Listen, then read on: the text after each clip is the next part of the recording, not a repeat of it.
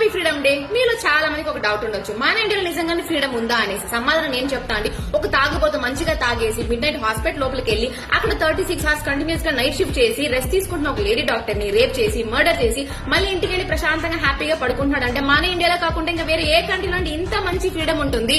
So రేపు అందరూ politicians people across the country will be celebrating the freedom day. మనం కూడా సెలబ్రేట్ చేసుకోవాలి. ఎంత అమేజింగ్ థింగ్. అసహ్యకరమైన విషయం, కోల్కతా డాక్టర్ రేప్ కేసు జరిగి ఇన్ని రోజులైనా కూడా పోలీసులు ఒక్క అక్యూస్ ని మాత్రమే ప్రొడ్యూస్ చేశారు.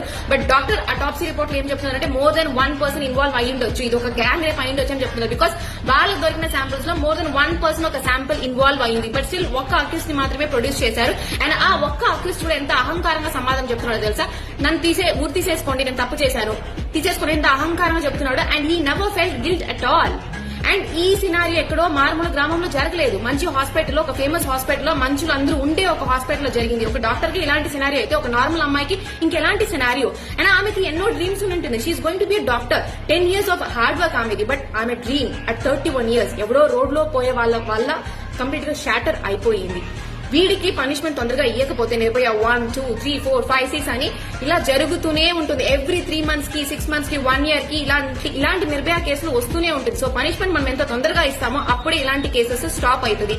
అండ్ యు నో వాట్, ఇలాంటి కేసెస్ మనం స్టాప్ అయితే అమ్మాయిలకి హోప్ ఎక్కువ పెరుగుతుంది. Please do